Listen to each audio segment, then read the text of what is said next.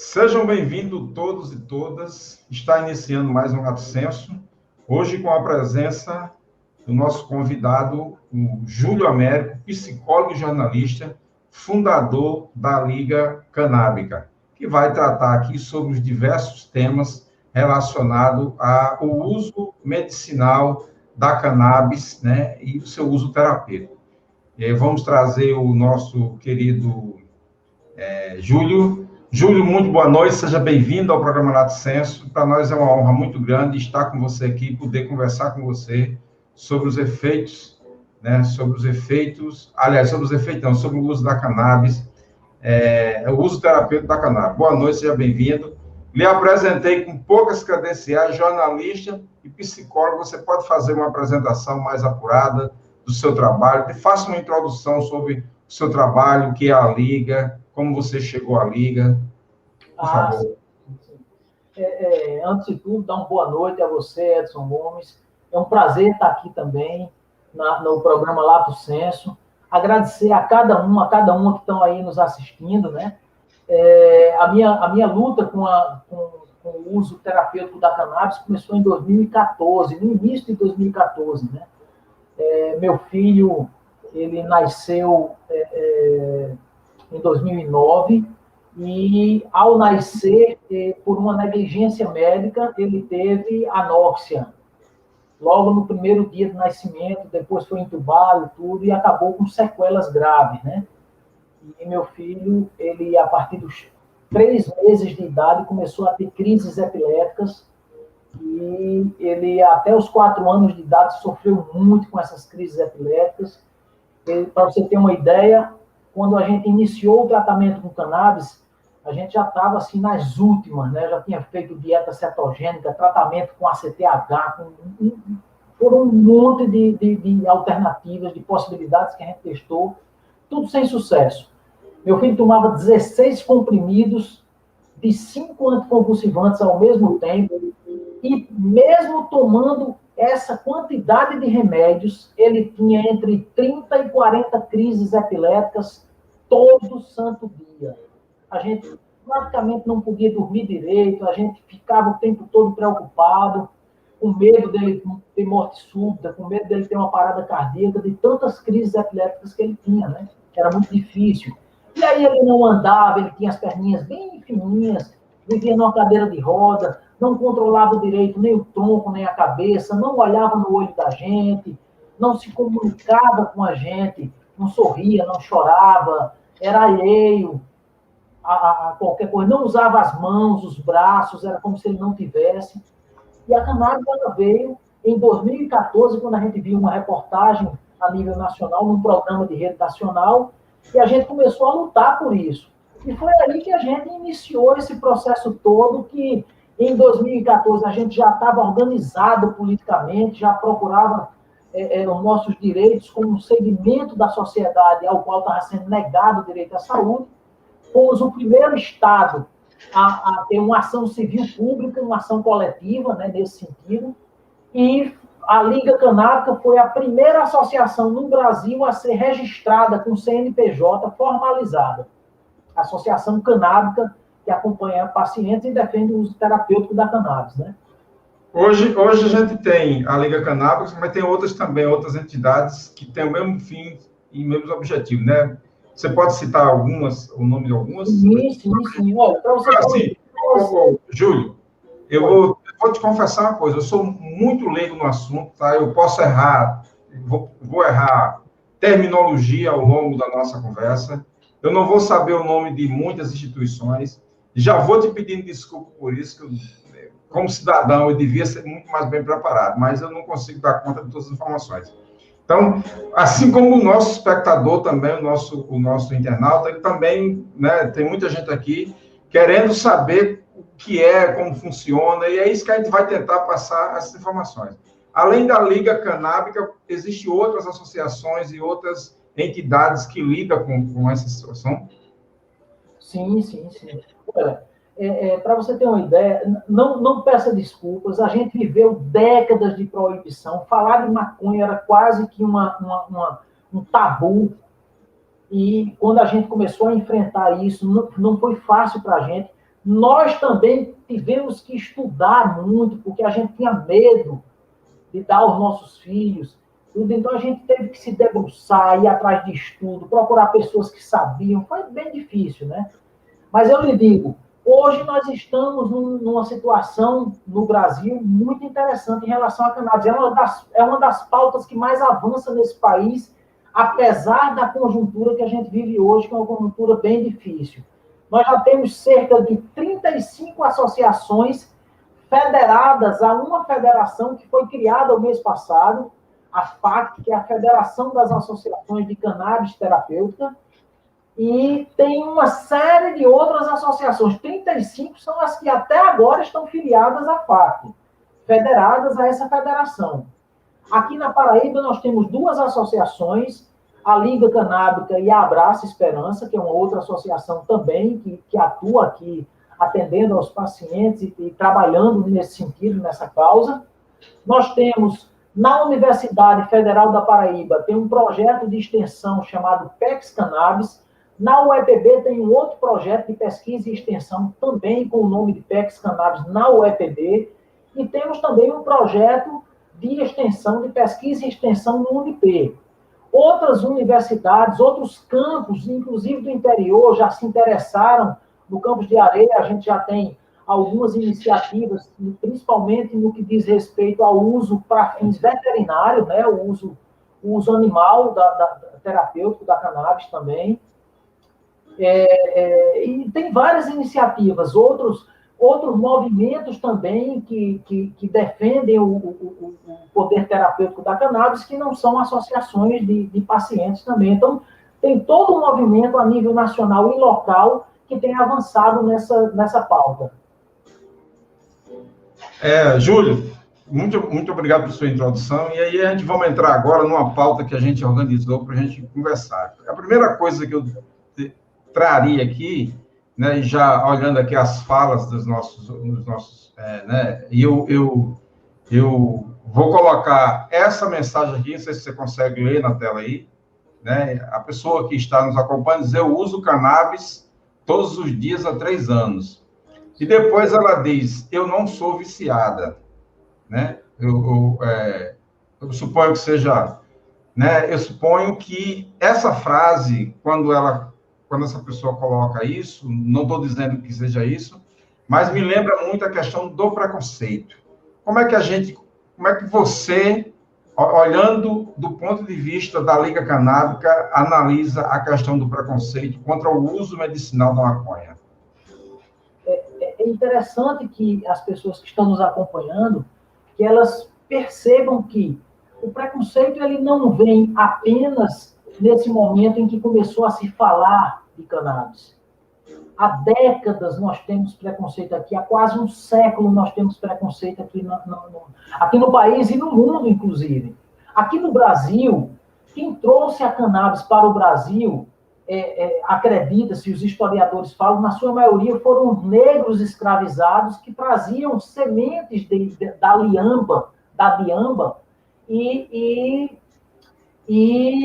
eles traziam nas tangas ou em bonecas, nas tangas que eles vinham, ou em bonequinhas de pano, e aqui eles começaram a plantar e disseminar o uso que ficou antes entre os negros escravos, que tinham uma situação bem difícil, né? Uma situação de violência, uma situação de opressão muito forte, e a cannabis ajudava na ansiedade, nas dificuldades que eles tinham, e plantavam também como erva medicinal, e a cannabis já chegou aqui no Brasil nas caravelas, né? Nos tecidos que revestiam a caravela, nas cordas das caravelas que vinham aqui do Brasil. O cânhamo, que é uma espécie de cannabis, ele já vinha aqui. O que é que acontece? Se considerava um negro quase como se fosse uma espécie de sub-raça. Se condenava tudo aquilo que era prática do negro, já que eu não podia oprimi-lo depois que veio a libertação dos escravos, né? Que não foi a Lei Áurea que, na verdade, libertou os escravos, porque os escravos, na verdade, eles foram jogados à própria sorte com a Lei Áurea, porque a Revolução Industrial já estava acontecendo, e o Brasil já estava sendo cobrado, pelo capitalismo. E o que é que aconteceu? Os negros escravos, eles saíam das senzalas para ir viver nas periferias da cidade. E até hoje você vê que a maioria do povo negro está aí vivendo em condições subhumanas, não tem tratamento digno, existe um racismo estrutural, e eles estão aí povoando os cárceres no Brasil. A maioria são negros, pobres e moradores de periferia. Isso aqui é uma questão estrutural muito forte. Então, o que é que aconteceu lá quando se proibiu a cannabis no Brasil na década de 30? Dois motivos foram essenciais. Primeiro é condenar todas as práticas do negro. Eu não podia mais condenar o negro, que já estava abolida a escravatura, mas eu podia continuar condenando as práticas. Então, por exemplo, o samba, o candomblé, a capoeira eram todas práticas negras que eram condenadas, eram proibidas até a primeira metade do século passado. E aí, a cannabis entrou nesse processo também e passava a ser vista desse jeito. Tanto é que tem jornais da época que estampavam nas suas manchetes a cannabis como o veneno africano, a erva maldita. E isso aqui era muito claro, a criminalização daquilo que era prática dos negros, colocando como algo que era condenável, que era bem pejorativo isso, né? Depois disso, tem um outro elemento. Na década de 20 até a década de 60, começou a se desenvolver a indústria farmacêutica aqui no Brasil. Foi um período em que mais surgiram, principalmente na década de 30, os cursos de medicina. E aí o discurso da indústria e da medicina era: o bom é o cientificamente comprovado. E o único profissional legítimo para prescrever o bom é o médico. E aí o que é que acontecia? Aqueles médicos populares que eram os herveiros, os raizeiros, os xamãs, os pajés, as rezadeiras, as benzedeiras, as parteiras, todos esses médicos populares, eles eram acusados de curandeirismo, de magia negra, e eram tomados com esse sentido pejorativo. Então, eles passaram a ser marginalizados, e isso passou a se disseminar esse discurso, e aí até hoje existe até uma certa dependência, quase que uma hierarquia entre médico e paciente. O médico é aquele que sabe, o paciente é só aquele que vai dizer o sintoma e vai ouvir as orientações médicas. E aí a cannabis entra mais uma vez nesse processo, né, para você ver como é. E aí foram décadas aqui. Tanto é que o maconheiro, hoje em dia, ele é tido como alguém que está associado a um comportamento de fora da lei, está associado a alguém com distúrbios, está associado a alguém que é uma pessoa difícil de se conviver, com problemas psicológicos, ou agressivo, ou violento. Pode olhar que quando você fala em maconheiro, você fala de vagabundo, que raça. É sempre assim, que não tem um sem futuro. É a forma pejorativa. Balbúrdia.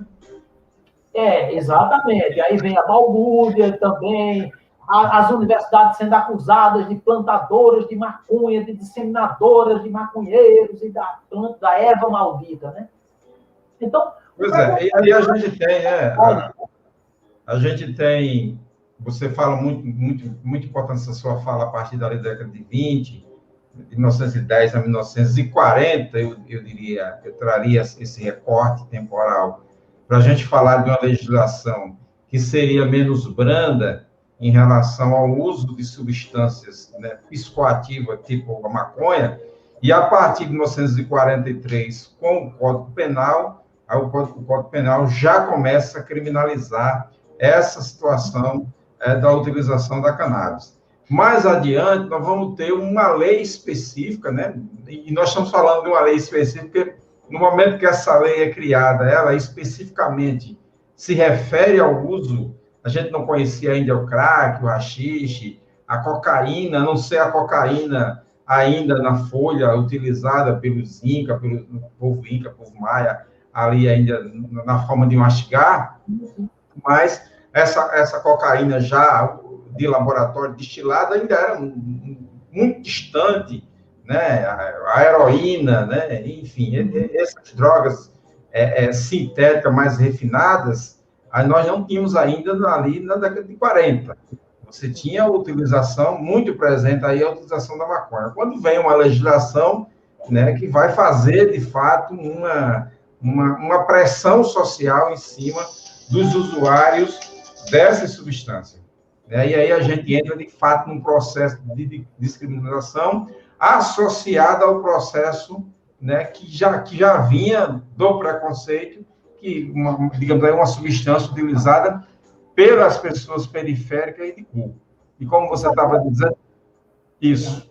Isso aqui é muito interessante, Edson, e ouvintes aí, e quem está nos assistindo, né? É muito interessante porque é ali pela década de 50 que começa também a guerra às drogas, né? Aquele processo de guerra às drogas que se inicia e vai se aguçando durante o tempo e que permanece até hoje esse processo. Que é um processo que... Era justamente esse gancho que eu queria trazer, que era para trazer esse tema, a guerra às drogas. Que a guerra às drogas, no meu entendimento, e olha, que eu vou dizer, eu sou militar de carreira, com formação militar, etc., mas eu tenho que olhar com muito cuidado, eu acho que todas as pessoas têm que olhar com muito cuidado, para essa terminologia, guerra às drogas. Não é possível que, em nome dessa guerra às drogas, você entre numa comunidade e saia de lá com 27 cadáveres nas costas, em 1 hora, 2 horas de missão. E aí a gente se pergunta, se os valores utilizados, né, nessa guerra à droga, que já dura aí mais de 50 anos de guerra às drogas, e que, se a gente olhar direitinho para os números, é uma guerra, entre aspas, que está perdida. Se esses valores, se fossem investidos de outra forma, né, em pesquisa, ciência, tecnologia, né, em reparação de danos, né, reparação de dano social, se não teria maior efeito. Qual a tua visão a respeito disso? A gente percebe que a guerra às drogas, ela é uma guerra fracassada desde o seu início, a partir da sua concepção, porque ela atinge diretamente as pessoas. A guerra às drogas, ela surgiu a partir desse preconceito racista, seja aqui, seja nos Estados Unidos, que era com os imigrantes mexicanos, inclusive, que se tinha essa coisa, e começa a você criminalizar, na verdade, as práticas, e quem faz as práticas, e era uma forma de opressão, de você oprimir certos segmentos da sociedade. E aí você identifica isso, e aí começa a trabalhar com uma política de opressão, que não olha para o dano, não olha como uma questão de saúde pública, mas entende essa questão da droga como uma questão de polícia, e que se resolve matando, oprimindo, prendendo, encarcerando. Então, isso aqui é um absurdo, e inclusive, cria um certo preconceito de tal maneira que você não consegue ver também o valor terapêutico que tem por trás dessas substâncias.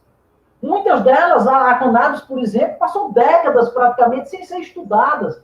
Aqui nós tivemos Elisaldro Carlini,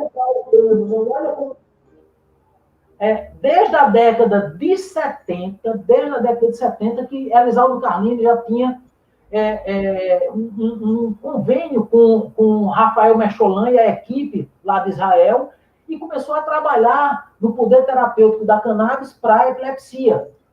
Só que, lá em Israel, eles continuaram incentivando as pesquisas. Aqui, Elisaldro Carlini, que foi precursor desses estudos, ficou no ostracismo, ficou lá esquecido, não se incentivou, pelo contrário. E aí o que é que acontece? A gente passa essas décadas e vem recomeçar um trabalho de uma forma mais contundente a partir de 2013, 2014. É quando se começa se você olhar as publicações desde 2014 para cá, elas deram um avanço tremendo. Existia uma pequena parcela de cientistas que vinham pesquisando há mais tempo a cannabis, tudo. Mas isso aí nem se falava, não se trazia para a mídia, não se trazia para a sociedade. Ficava a cannabis só demonizada como uma erva mesmo, maldita, que era uma droga que destruía a família, que é a porta de entrada para outras drogas, e a gente vai falar sobre isso, né, também. É um absurdo. Então, é uma política que está...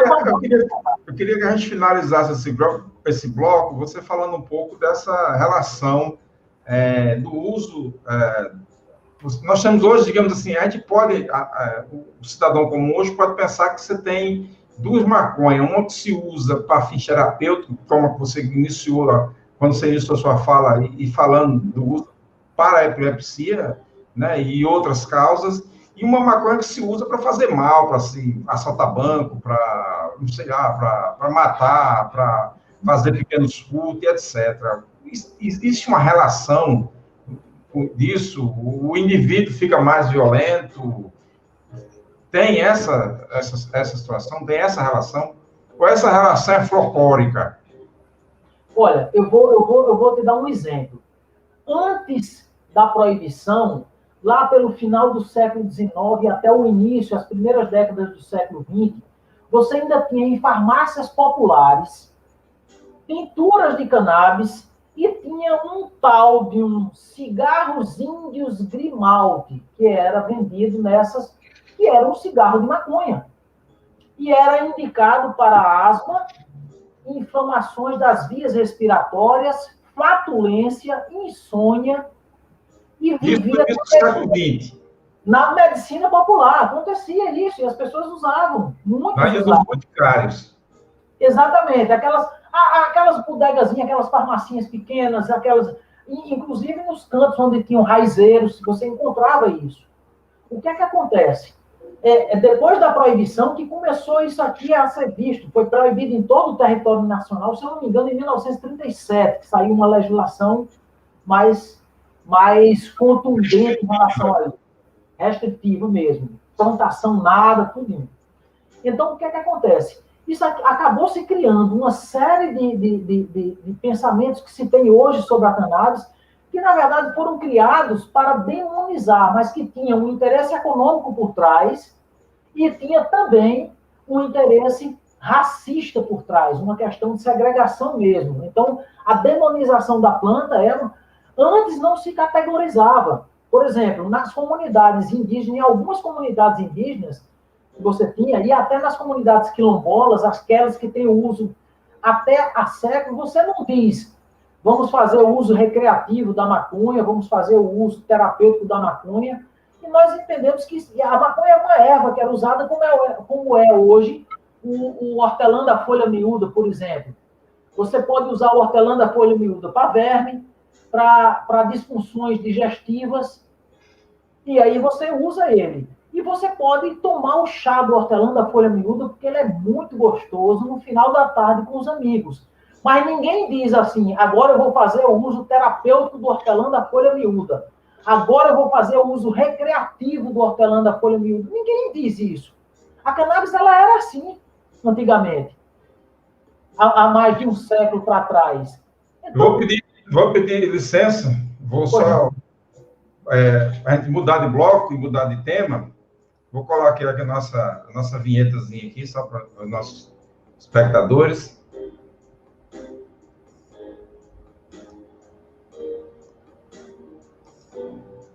E vou pedir sua permissão para anunciar aqui a nossa grade de programação. Nós temos uma grade de programação toda especial, feita aqui para os nossos internautas aqui da TV Roda de Conversa.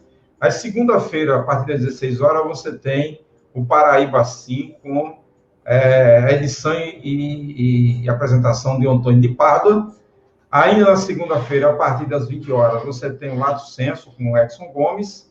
Na terça-feira, você tem o Vem Mulher, com Márcia Lucena e Juliana Lima. Às quarta-feiras, a partir das 17 horas, você tem Democracia e Comunidade, com Lenino Dantas.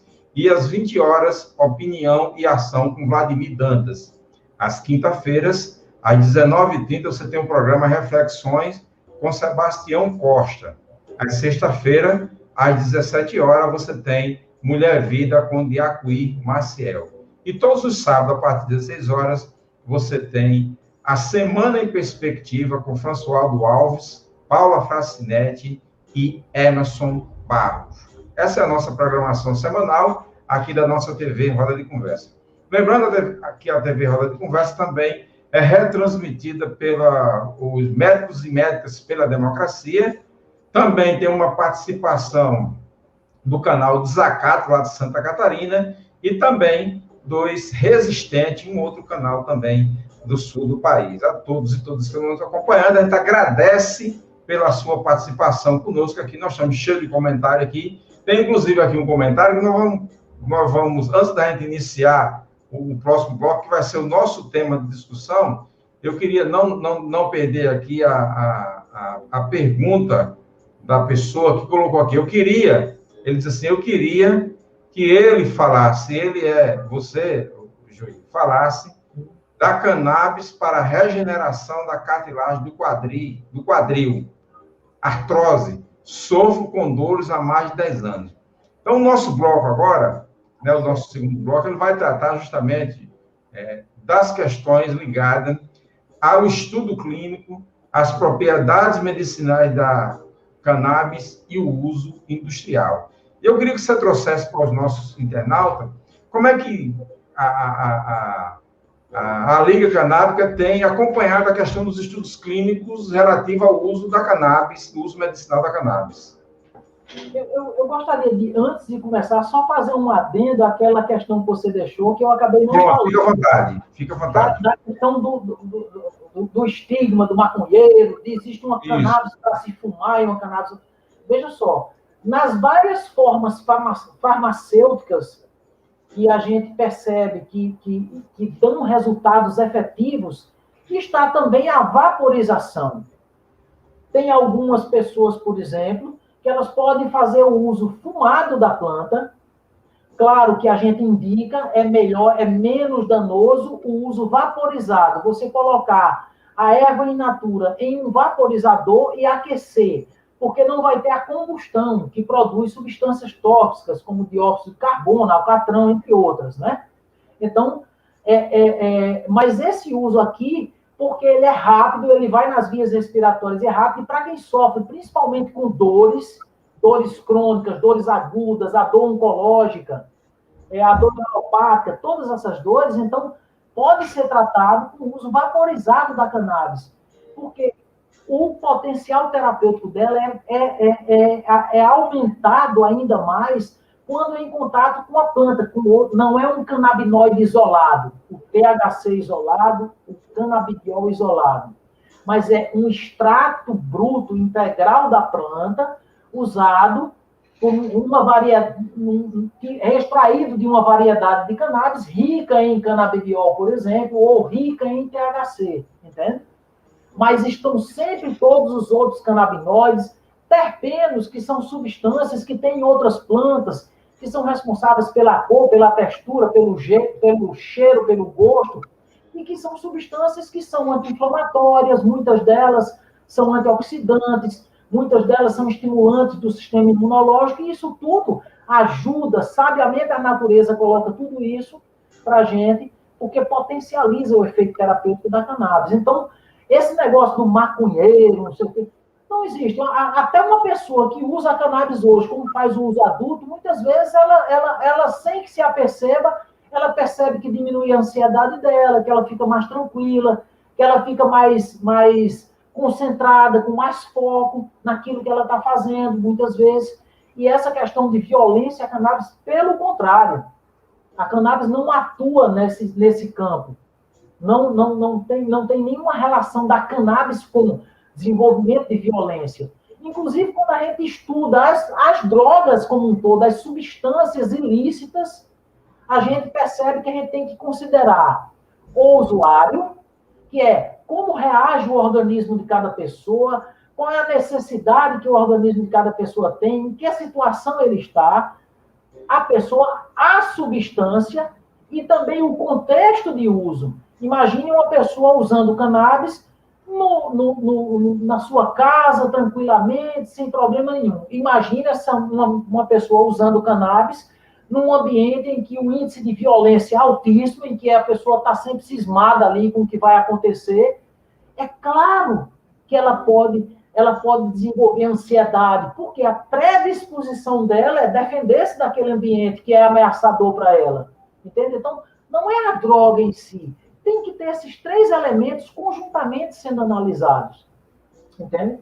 Só para dar um contraponto. Mas a cannabis hoje, ela já tem inúmeros estudos E já existem pelo menos 200 patologias que a gente já tem que já tem estudos que demonstram o potencial terapêutico da cannabis para ela. Desde estudos iniciais até aqueles estudos mais consistentes, que as pessoas falam, estudos randomizados, com amostra aleatória, duplo ou triplo cego, como eles fazem na ciência, né? Aqueles na ciência positiva. Ensaios clínicos, né? Ensaios clínicos, todos. Já passou pela primeira fase, que são ensaios pré-clínicos, depois aqueles estudos em laboratório, experimentos de laboratório, até chegar nos ensaios clínicos, né? Então, é muito importante que as pessoas saibam que existe um processo até aí, mas existe também a medicina, a ciência hoje, ela não seria ciência se ela não partisse também do conhecimento popular. Existe também a cannabis que é usada há milênios e que está em farmacopeias antigas. Por exemplo, já tem farmacopeias da China de 2.700 a.C. que já indicam a cannabis para processos inflamatórios, para dores. Já existe, por exemplo, na farmacopeia do Egito, eu não me lembro quantos anos exatamente, mas em farmacopeias do Antigo Egito. Na Índia, há 1000 anos já tem registro de farmacopeia com a cannabis sendo utilizada. Já se utilizava, inclusive, uma bebida que eles chamavam bang, que era uma mistura de cannabis com leite. E era uma bebida sagrada, inclusive. Então, já tem toda uma história de uso da cannabis aqui, desde 1549, os primeiros registros, até hoje. Você já tem a cannabis. Nós temos nessa chamada propriedade farmacêutica ou medicinal da maconha ou da cannabis, como queria chamar, chama cannabis e às vezes até assim, para tampar o nome maconha, né? Às vezes, né? Pode chamar maconha. Não tem isso também, e as pessoas dizem, não, vamos chamar cannabis porque, de certa forma, né? Dá uma coisa bonita, científica, né? Tira né? Bota um glamour, tem muito isso, né? Bota uma espelhada, digamos assim. Mas essa propriedade medicinal da maconha, e a gente tem duas substâncias, se tiver mais, depois você pode falar dela, que é o THC, que é o tetrahidrocannabinol, e o CBD, que é o canabinol. Há uma diferença entre esses dois, quando se isola ele lá nos ensaios, quando se tira o óleo do THC e do CBD, tem um que seja melhor para determinadas patologias e não seja bom para outras patologias? Existe isso? Eu vou dar um exemplo partindo da nossa que acompanha aqui, a nossa espectadora aqui que está acompanhando, que tem um problema de artrose, né, que sofre com dor. Nós temos outra espectadora aqui agora, que ela disse que sofre com fibromialgia, né, que é uma doença crônica também, que dói muito e que, inclusive, afeta a situação psicológica da pessoa, né? Sim, sim. Na verdade, a fibromialgia, eu diria que é uma manifestação de diversos sintomas. A fibromialgia ela é uma síndrome e ela tem origem, muitas vezes, no fator psicológico. A rigidez muscular ela pode ter origem no fator psicológico, as dores generalizadas em várias partes do corpo, na musculatura principalmente, nas articulações, tem muito a ver com essa questão.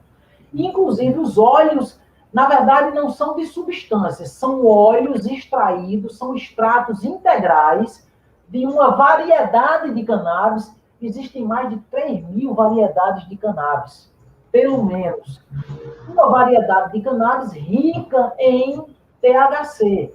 Essa variedade de cannabis rica em THC, ela é muito indicada, em geral, para dor crônica, por exemplo. Ela é bem analgésica, então, no caso, muitos pacientes... A medicina canábica, ela é uma medicina personalizada, ela tem a ver com eu não sei se os nossos espectadores aí sabem que nós temos dentro de nós um sistema chamado sistema endocannabinoide.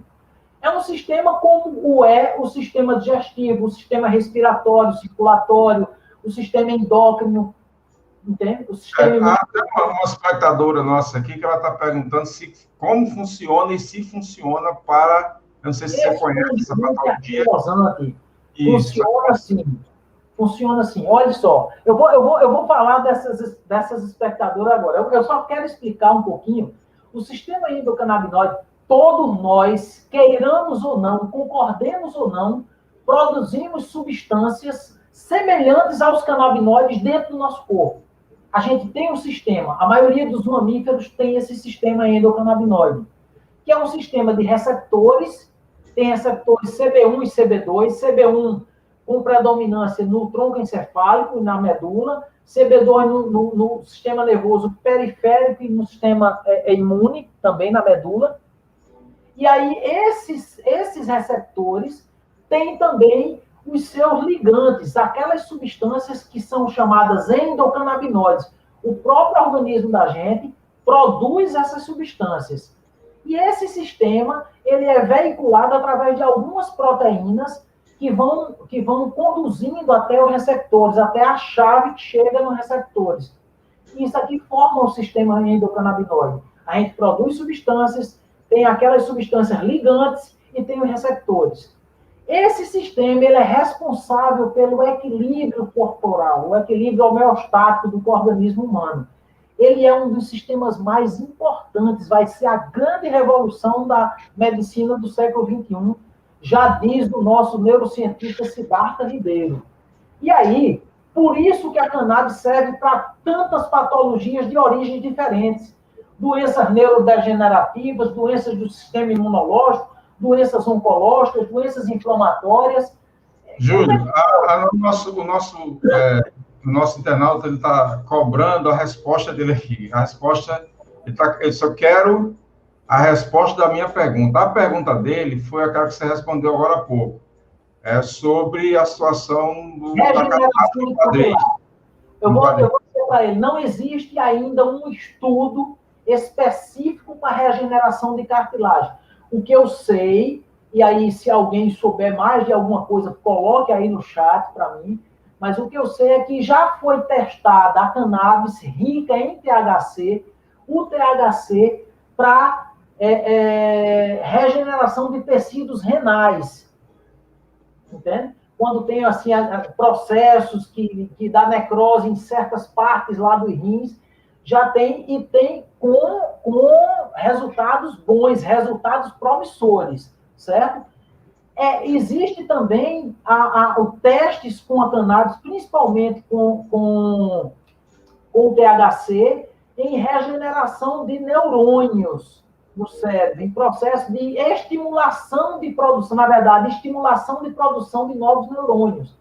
Por isso, a gente soube agora de uma notícia de uma pessoa que tenha sofrido traumatismo craniano. Era isso que eu ia perguntar. Que tinha acordado em função do uso terapêutico da cannabis, principalmente o THC, que tinha atuado no mesencéfalo e estimulando a produção de novos neurônios. Então, é muito promissor. Agora, para essa pessoa que tem artrose de quadril, é muito importante uma combinação dos usos. Um óleo de uma planta rica em canabidiol, com doses altas, porque o canabidiol ele é muito anti-inflamatório. Não é que ele não tenha também o THC, esse potencial anti-inflamatório, mas ele tem mais potencial anti-inflamatório. Então, a gente pode usar doses altas do óleo rico em canabidiol, combinado com doses mais baixas de THC, que vai aumentando gradativamente até o efeito analgésico, se fizer presente. Por que a gente... Os nossos internautas, eles começam, depois dessa explicação que você fez, e aí eu vou colocar aqui, eu peço desculpa só lhe atrapalhando, sim. Mas eu vou colocar aqui a questão do alívio às dores crônicas causadas pela artrite, fibromialgia ou enxaqueca, diminuição da inflamação em doenças com síndrome do intestino irritável, doenças de Sjögren, que eu não sei o que é, ou artrite, reumatóide, alívio das náuseas e vômitos causados por quimioterapias, estimulante do apetite em paciente com AIDS ou câncer, tratamento das convulsões em pessoas com epilepsia, tratamento da rigidez muscular e de dor neuropática em pacientes com esclerose múltipla, analgésicos em doentes terminais com câncer, tratamento da obesidade, tratamento da ansiedade e depressão, diminuição da pressão intraocular, útil nos casos de glaucoma, atividades antitumoral, entre outras, porque se eu for ficar dizendo aqui, eu tenho bem 50 elencadas aqui, eu passei parte da tarde estudando essas para trazer aqui. É óbvio que eu não quero que você fale de todas elas, seria impossível não um programa.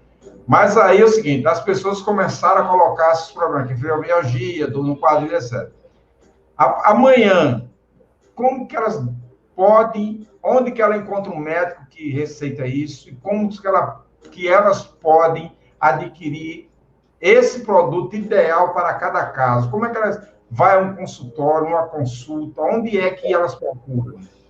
Veja só, nós estamos, inclusive, aqui, nós vamos falar no próximo bloco, provavelmente, né, dos projetos de lei a nível local, nacional, que está tentando políticas públicas.